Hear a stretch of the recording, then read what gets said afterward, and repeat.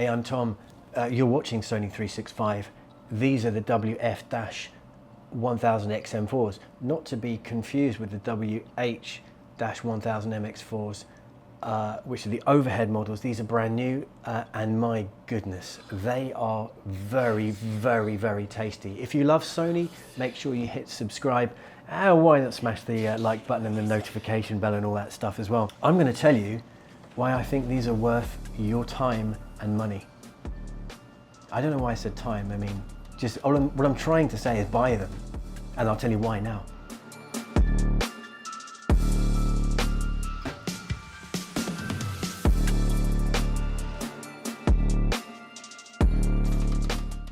If you want really, really beautifully executed videos, well rehearsed, perfectly scripted, without any mistakes, Marcus Brownie's got you covered. What I'm going to do is give you a bit of heart on the sleeve stuff and tell you why these are really worth getting excited about. And I want to start off by talking about the music, the sound quality. This brings the music alive.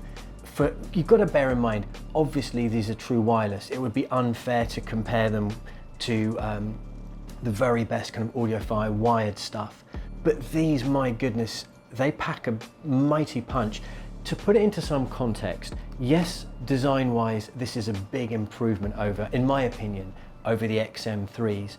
They're more svelte. In fact, every single thing that we had in our the 3 videos we did in the run-up to the launch of these, every single aspect we had pretty much bang on about these. Every key area, there's an improvement here over the previous generation, including the way they look and the way they sound.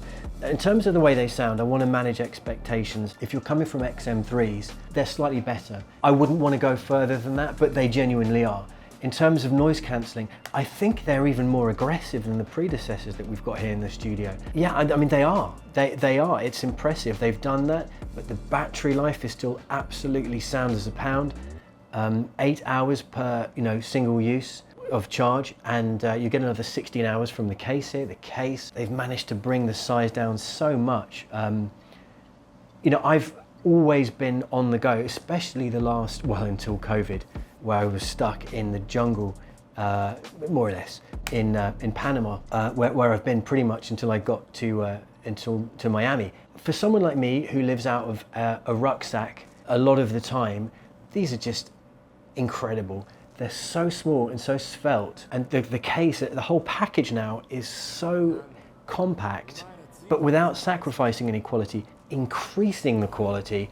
Yeah, you can probably hear the enthusiasm in my voice. This is one of the best products I think Sony's ever made, and I'm absolutely thrilled to have these.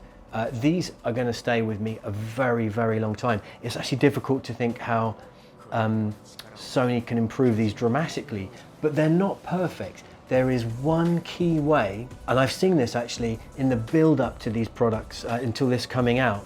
There's one key thing missing, and that's multi-point Bluetooth, which I'm not sure why it's been omitted. And I suppose if I have to be critical here, I don't just want to say good things about this, although, I mean, living with these has been a pleasure, and I'll go into a bit more detail in a second. There's just one more thing I would say. In terms of the earphones that have fit me most snugly over the years, I get the best fit from a Bose. It's those wings, the way they're designed there, it twists in and I feel confident. I haven't managed to shake these out of my ears at any point over the last, what's it been now, 9-10 days. I haven't managed to shake them out.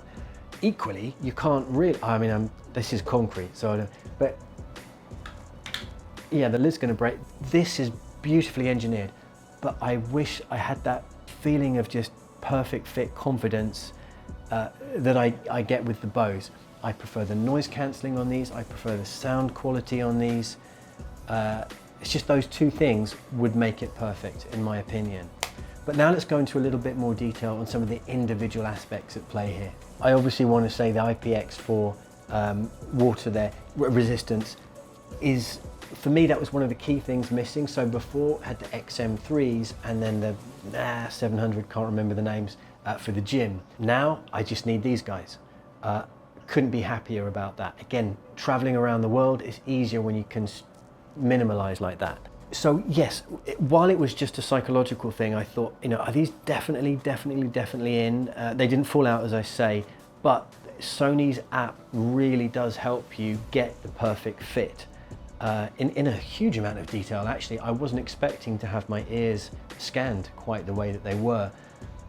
But yes, there's two ways of cancelling out the noise. There's the active, very clever, you know, V1 powered, super smart stuff happening there inside, but there's also the quality of these new foam tips, but you've got to get the seal absolutely right, and if you do, then you have the best of both happening, and then you are absolutely in that sweet spot of, yeah, you're going to enjoy using these. The other thing is that compared with the XM3s, the call quality, we thought this would be a big improvement, and it is a big improvement. With Igor's AirPods Pros, I think it's fair to say they are on a level now with the AirPod Pros. Am I saying that right?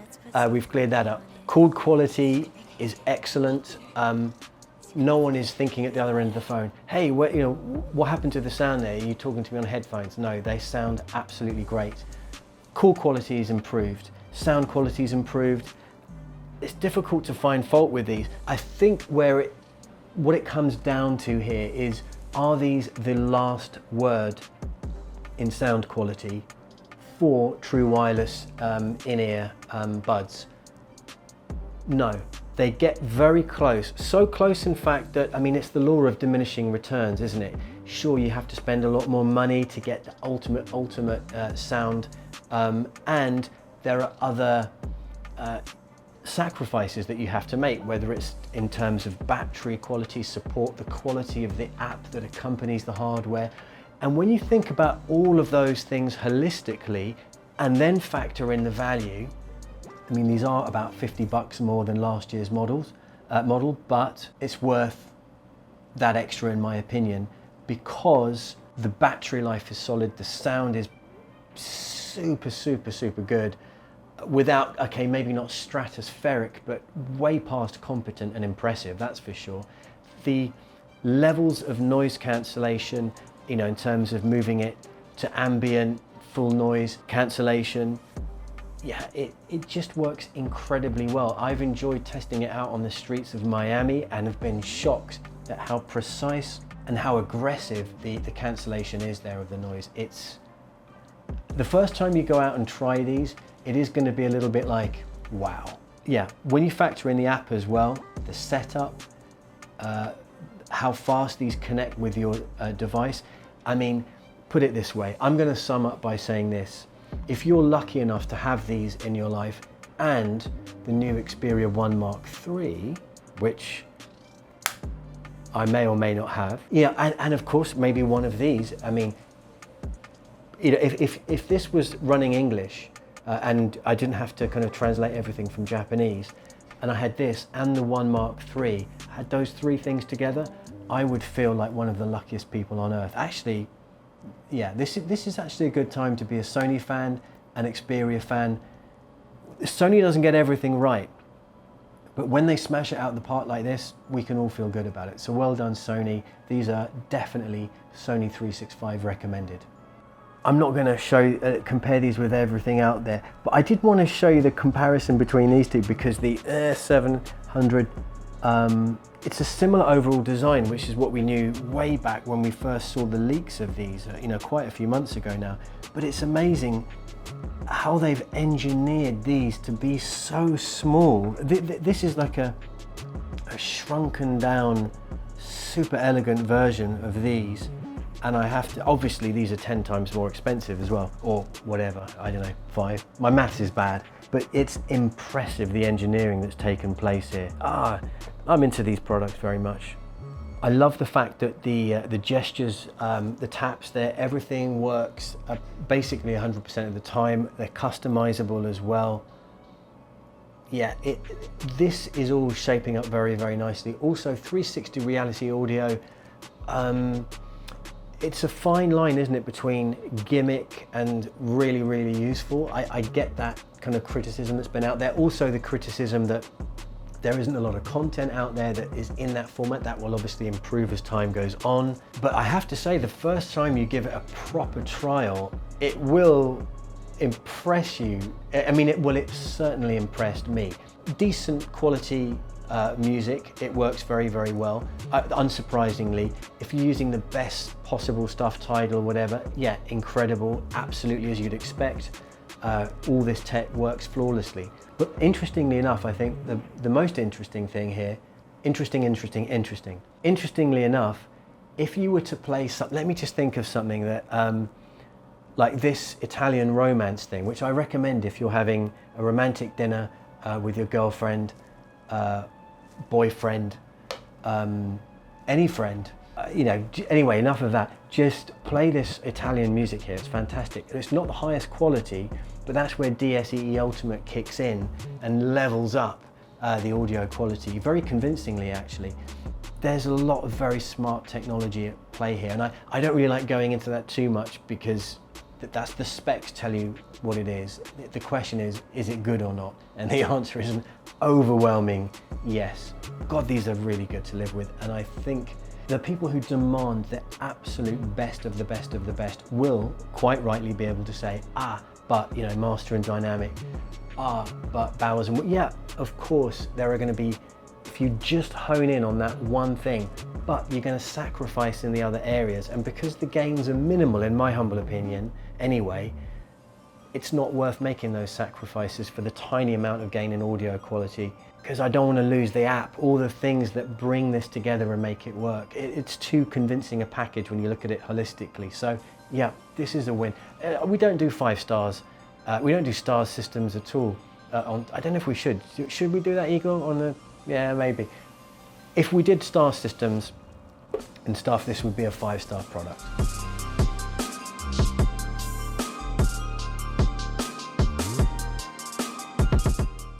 I've put this together in Miami because I'm on my way back to the United Kingdom. I will be there by the time you see this. A little bit held up there because the COVID jab set me back a few days there. Had a bit of a wobble there, but I'm feeling good. And the One Mark III stuff I expect will be coming to you from London. But the game plan here, if you're interested in what happens behind the scenes at Sony 365, is I'm on the lookout for a new studio, a new setup, because I want to get into reviewing every single one of these incredible Sony products, going all the way back in time to the very beginning, and really get into finding out more about this incredible company that we're all fans of.